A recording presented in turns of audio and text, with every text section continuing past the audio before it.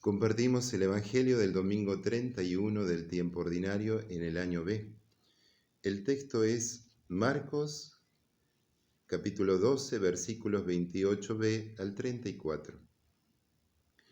Un escriba se acercó y le preguntó: ¿Cuál es el primero de los mandamientos? Jesús respondió: El primero es: Escucha, Israel, el Señor nuestro Dios es el único Señor. Y tú amarás al Señor tu Dios con todo tu corazón y con toda tu alma, con todo tu espíritu y con todas tus fuerzas.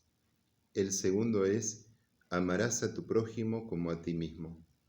No hay otro mandamiento más grande que estos.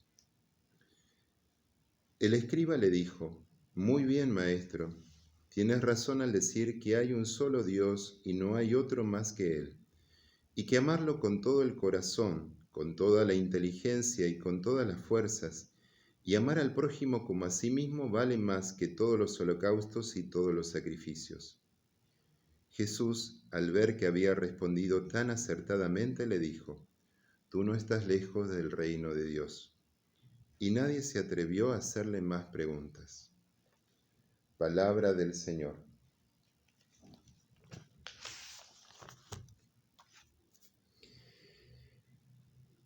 Después de la sanación del ciego en Jericó, Jesús y sus apóstoles continuaron camino hacia Jerusalén. Al llegar a la ciudad santa, una multitud ovacionó a Jesús como al Hijo de David, es decir, el Mesías esperado. Y al día siguiente Jesús echó a los mercaderes y cambistas del templo. Estos dos signos lo enfrentaron irreconciliablemente con el poder político y religioso de Jerusalén, que a partir de ese día intentaron enredar a Jesús en discusiones políticas y religiosas para poder sorprenderlo en alguna afirmación que les permitiera condenarlo.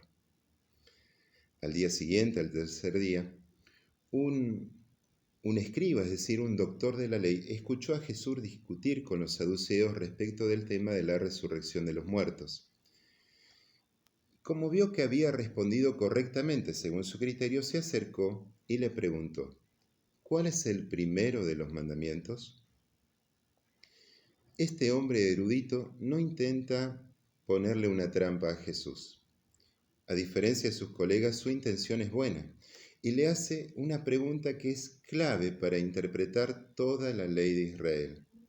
¿Cuál es el primero de los mandamientos? Es decir, el mandamiento a partir del cual se despliega todo y se interpreta toda la ley.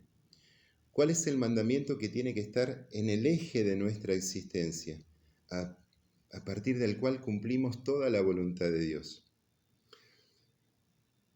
Para explicarme de otra manera, a ver, supongamos que alguien dice: lo único que me importa a mí es ser rico.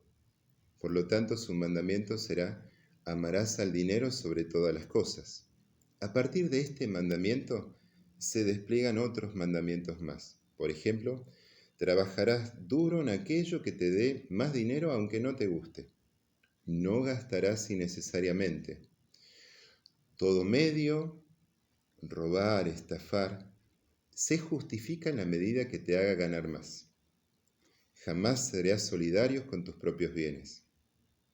Como vemos, el primer mandamiento es lo que determina todo nuestro comportamiento. En tiempos de Jesús, las interpretaciones y reinterpretaciones de la ley de Moisés terminó multiplicando los 10 mandamientos del Sinaí que nosotros conocemos en 613 mandamientos y prescripciones. Muchos de estos mandamientos ya no tenían sentido, porque habían surgido en contextos muy particulares de la historia de Israel, y esas circunstancias habían cambiado. A ver, para explicarme mejor. El barbijo tiene sentido en el contexto de pandemia. Supongamos que finalmente la pandemia termine. ¿Tendrá sentido seguir usando obligatoriamente el barbijo? Seguramente no. Pero si esta norma quedó escrita en tu libro sagrado, entonces deberás seguir usando el barbijo aunque las circunstancias hayan cambiado. Como vemos, esta maraña de normas y leyes hacía que los escribas se pregunten, ¿cuál es el mandamiento vector de todos los mandamientos? Algunos sostenían que era la prohibición de tener otros dioses y la obligatoriedad del culto. Para otros, era la ley del sábado, puesto que Dios mismo había cumplido esta ley al descansar ese día. El rabino Hillel, por ejemplo, dice, lo que no quieras para ti, no lo hagas a tu prójimo. En esto está toda la ley, lo demás es comentario. El rabí Akiva decía, amarás a tu prójimo como a ti mismo. Este es el gran principio de toda la ley. ¿Qué es lo que dice Jesús? Jesús responde, el primero es, escucha Israel, el Señor, tu Dios, es el único Señor, y amarás al Señor con todo tu corazón, con toda tu alma, con todo tu espíritu y con todas tus fuerzas. Para sorpresa del escriba, Jesús no recurre a la ley de Moisés, sino al credo de Israel que está escrito en el libro del Deuteronomio, el Shema, que era la oración que los israelitas tenían que repetir todos los días. Esta oración nos pide en primer lugar una actitud de escucha. Shema Israel, escucha Israel. Escuchar no significa simplemente oír, sino adherir a las palabras escuchadas a fin de que nuestro corazón se convierta a esta enorme verdad. El Señor Dios es uno solo y hay que amarlo con todo el corazón, con toda el alma, con todo el espíritu, con todas las fuerzas, es decir, con todo el ser. Porque Dios nos amó primero liberándonos de Israel y liberándonos de la esclavitud de Egipto y dándonos la libertad. Dios debe ser amado porque Él es amor providente y liberador que actúa en nuestra propia historia. Luego Jesús añadió, el segundo es, amarás a tu prójimo como a ti mismo. Se trata de una norma secundaria del Código de Santidad del libro del Levítico. El prójimo, que el Levítico interpreta solo como el otro israelita, debe ser amado porque el amor a Dios es imperfecto si no se ama al propio compatriota. Lo clave en todo esto es que para Jesús, toda ley y toda norma tiene sentido en la medida que nos haga crecer en el amor a Dios, en el amor al prójimo y en el amor a sí mismo. El escriba entonces le dijo, muy bien, maestro, tienes razón al decir que el Señor es el único Dios y que no hay otro más que Él.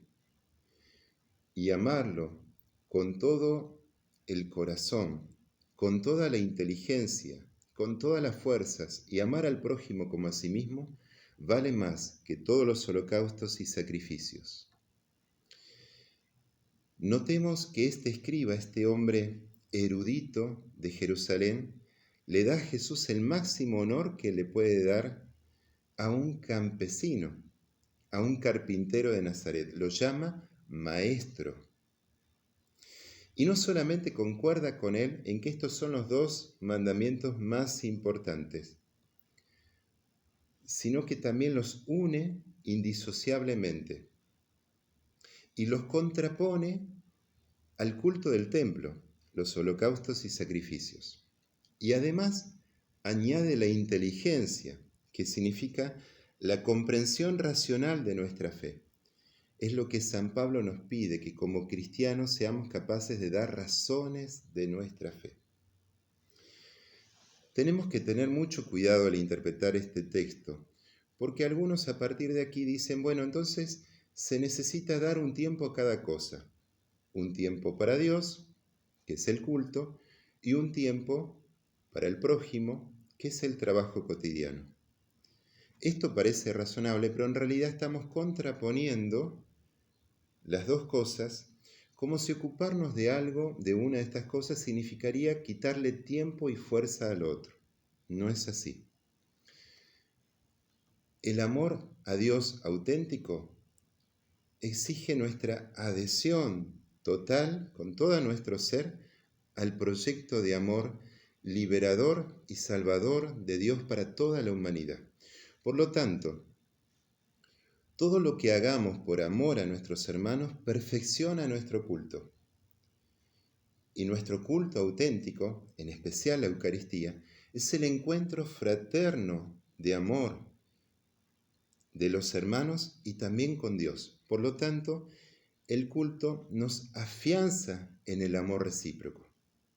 Dicho de otra manera, para los cristianos, no podemos amar al hermano sin amar a Dios, ni amar a Dios sin entregarnos en el servicio a los hermanos.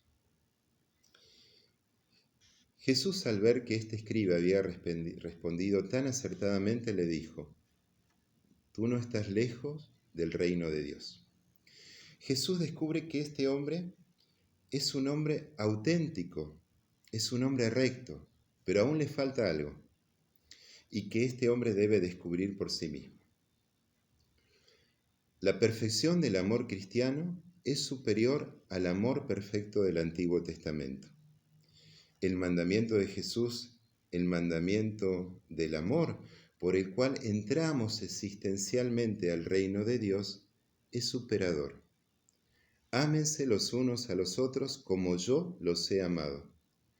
Por lo tanto, la medida del amor ya no es más el amor a sí mismo, sino el amor con que nos ha amado Jesús. Y Él nos ha amado hasta dar la vida. Su amor es infinito.